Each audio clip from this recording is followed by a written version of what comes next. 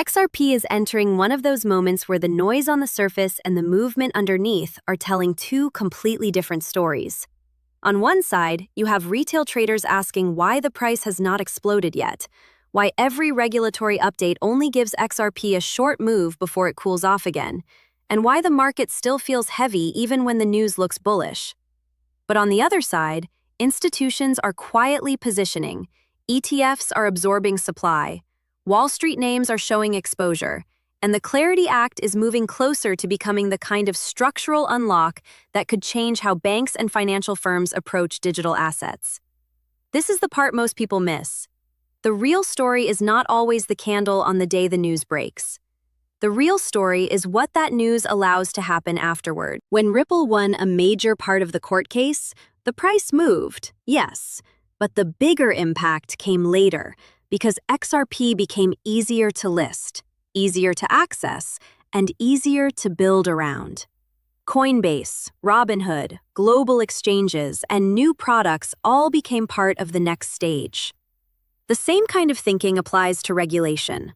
The Clarity Act advancing does not instantly rewrite the entire market, but it tells banks, custodians, ETF issuers, hedge funds, and payment providers that the road ahead is becoming more visible.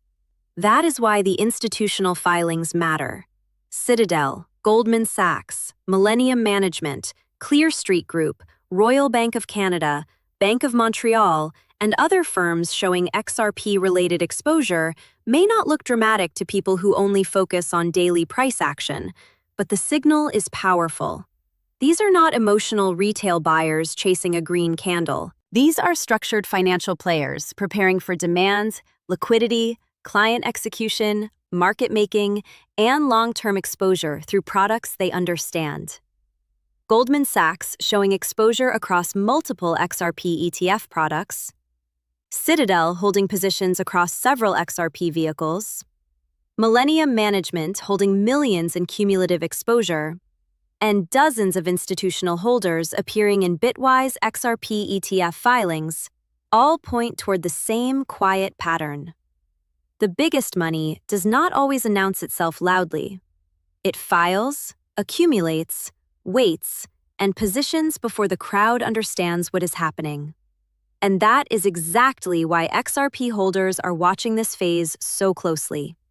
If regulatory clarity arrives, if ETF demand keeps growing, if institutions continue moving into these products, and if Ripple keeps expanding global licensing and payment infrastructure, then XRP's story becomes much bigger than a short-term price prediction. It becomes about supply, access, confidence, utility, custody, tokenization, and the early stages of a financial system that may be shifting toward blockchain rails faster than many people realize. Wall Street's behavior around XRP is becoming harder to ignore because the pattern is no longer about one random filing or one small position. It is becoming a broader institutional footprint. Citadel's exposure across multiple XRP ETF vehicles, Goldman Sachs holding a major share of disclosed institutional XRP ETF exposure, Clear Street showing XRP ETF shares, Royal Bank of Canada appearing with a small but meaningful position, and more than 60 institutional holders entering products like the Bitwise XRP ETF all suggest that traditional finance is not waiting for retail excitement before it moves. These firms now have a familiar wrapper. They do not need to build crypto wallets, custody systems, or direct exchange workflows just to get exposure. ETFs give them the structure they already understand, and that matters because institutional comfort is often the first step before larger flows arrive. The numbers may still look small compared with the total capital these firms manage, but that is usually how positioning begins. First comes research, then small exposure, then client demand, then liquidity, then larger allocation. And if the Clarity Act continues moving forward, the entire process could accelerate because banks and institutions want rules they can rely on. That is why this story is not only about XRP. It is also about the broader movement toward blockchain settlement, tokenized assets, stablecoins, public blockchain rails, and regulated digital asset infrastructure. Coinbase leadership has already pointed to major institutions using public blockchain technology to move value faster and cheaper, including examples involving deposits, corporate debt, stablecoins, and settlement. The message is clear. Tokenization is not some distant idea waiting years into the future. It is already being tested and adopted at high levels of finance. Ripple's global regulatory position strengthens that argument even more. In the EU, Ripple secured an EMI license in Luxembourg, allowing broader passporting across the region. In Singapore, Ripple continues participating in initiatives involving programmable cross-border trade and settlement pilots. In Hong Kong, Ripple aligns with tokenized, deposit, and digital settlement work. In the UK, Ripple has regulatory engagement through digital securities and crypto asset registration. In Switzerland, Ripple works with a regulated bank for compliant cross-border transactions. In Dubai, Ripple received a major payments license as a blockchain-enabled provider. This is why many XRP supporters believe the company is not just waiting for permission, but actively building the regulatory and institutional foundation for the next phase. And when XRP is connected to liquidity, bridge payments, settlement corridors, and larger value transactions, price and liquidity become part of the same discussion. The more liquid XRP becomes, the more efficient these corridors may become. The higher the value being moved, the more important liquidity depth becomes. That is why every ETF inflow, every institutional position, every regulatory license, and every signal of whale accumulation gets attention. Not because each one guarantees an immediate breakout, but because together they point toward a larger shift that retail may still be underpricing. At the same time, there is still a massive gap between how institutions appear to view XRP and how much of the retail market reacts emotionally to short-term price swings. Every time the market pulls back, fear spreads quickly. People begin questioning whether the Clarity Act matters, whether Ripple's partnerships matter, whether ETFs matter, or whether tokenization narratives are being overhyped. But the institutional side often behaves very differently from retail psychology. Hedge funds, wealth managers, banks, and large firms do not usually build positions based on a single green candle or one exciting headline.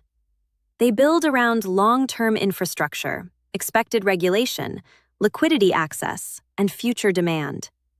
That is why many analysts believe the most important thing happening right now is not the current XRP price itself, but the quiet absorption of supply happening underneath the surface. XRP ETFs have already absorbed significant amounts of XRP in a relatively short period of time.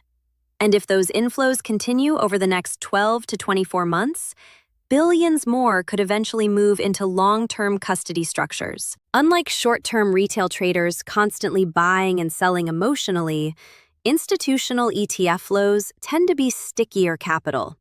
And in a fixed supply asset, even gradual supply absorption can become meaningful over time.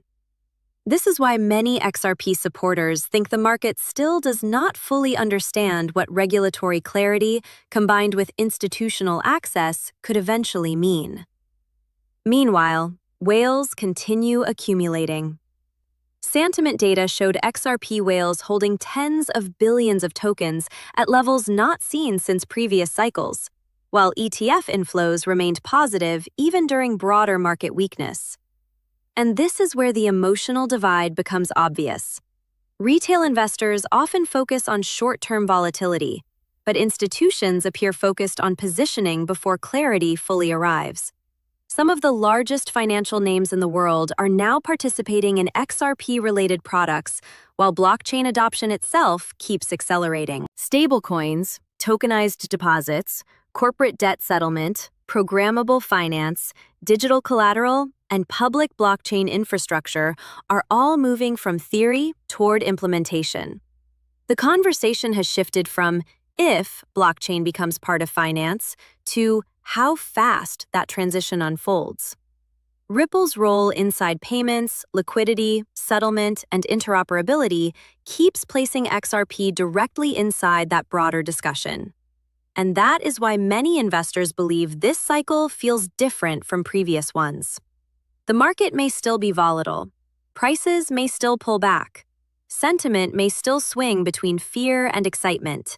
But underneath all of that noise, institutions are filing, accumulating, testing infrastructure, building exposure, and preparing for a financial system that increasingly appears to be moving on-chain. Whether the next move happens gradually or suddenly, the direction of the conversation has clearly changed. Regulatory frameworks are advancing. Tokenization is expanding. Blockchain rails are gaining adoption, and XRP continues sitting in the middle of those discussions. That is why so many holders believe the current phase may eventually be remembered not as the moment the market exploded, but as the period